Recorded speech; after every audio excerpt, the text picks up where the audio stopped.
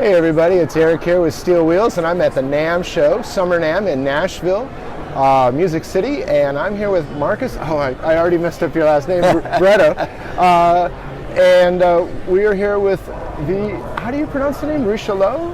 Richelieu, Richelieu line. Richelieu, yep. Swiss Wood Solutions. Can you tell me a little bit about your company and this incredible violin that you have in your hands? Oh, sure. Yes. Well, we're a violin shop. It's based in actually now South Burlington, Vermont, and we make all of these instruments in-house. We specialize in fractional violas, actually. So these are instruments for aspiring children who are looking to have an instrument that's better than anything else really that's available in the field as far as we know.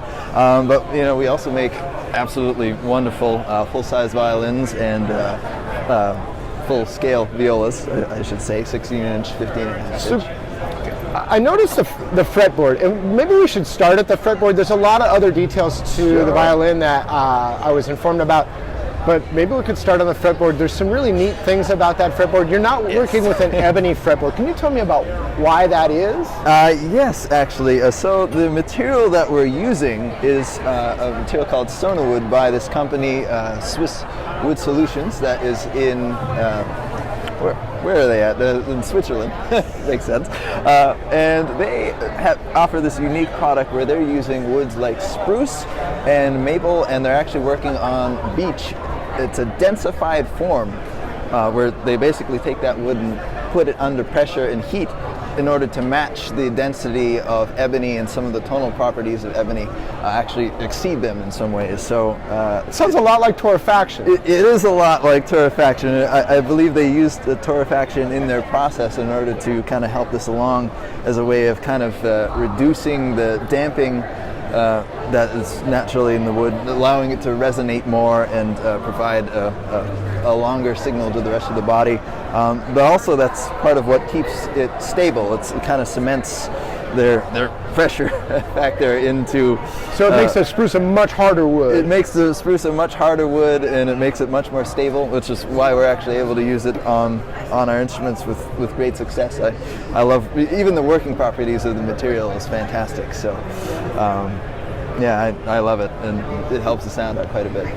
Can you tell me a little bit more about the construction, the luthier, your process with your luthiers and building these instruments? Oh, sure. Oh, I mean, all of the parts, everything you see here was finished by hand. So actually, I'm the one who does the carving and the graduation for the back plates. So yeah, we're using all traditional tools, thumb planes, scrapers, and whatnot to finish these out. And the front and back plate are graduated? Yep, they're all hand graduated, and everything's glued together with traditional glues as well. We use hide glue for everything. I bend the ribs by hand on a hot iron, and yeah, it's all traditionally made. We do use science in parts of the craft where obviously we're looking into the specific material properties. We were using torrefied spruce for our tops at one point actually, and we were liking it quite a bit.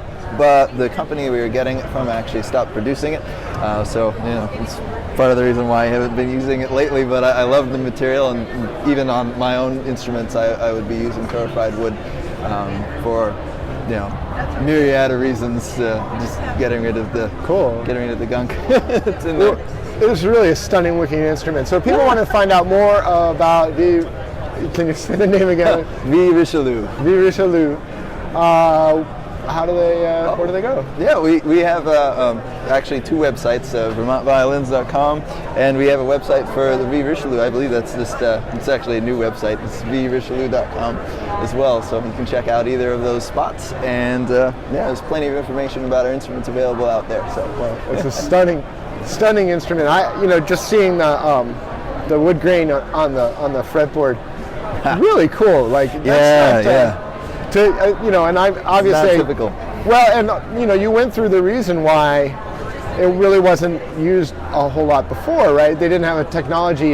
We didn't have wood that you could see the grain on that was hard enough.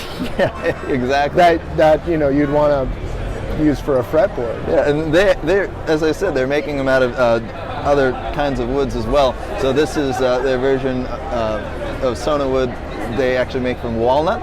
I'm not sure if they're going to be producing this, but So do you have versions with walnut and spruce for the fretboard? So yeah, exactly. We've used walnut, we have spruce, and actually here is our guitar fretboard, at least our fretboard blank. This is maple, actually. So you could get a fretboard in walnut, spruce, maple, and they all have that wood grain kind of look in them because they're not just bone black. Yeah, like ebony is. This is all the natural color that's developed in the process through the heating and the pressure. And this is Sona wood out of Switzerland? Sona wood out of Switzerland, Swiss Wood Solutions. Swiss Wood Solutions. Well, it's a wonderful product. You know, and they're kind of reaching out into other areas too. I mean, there's some watchmakers that are using Sona wood as material for the outside cases of watches because it actually is that stable, and the densification process that they use helps against moisture absorption as well. All the pores of the wood have been closed, so it's much less able to absorb moisture from the environment. So it's a really they're doing watch cases out of it. That's pretty strong wood, and you can machine it. Yeah, you can machine it wonderfully. I mean, that's what these the fingerboards that we have here. Let's see, where's an example? We do have a CNC machine at the shop for producing these, and this is the result we get off of the machine. Wow. So there's no hand sanding or anything except for the edges where we're holding it in place, and it's perfect. So. Well, Marcus, thanks for your time. It's a beautiful instrument. Find out more, go online to vrichelieu.com and check down in the description for more information. Oh, let me do that again. I just hit the chord again. All right, well, that's a beautiful, gorgeous looking fiddle. And thanks a lot for your time.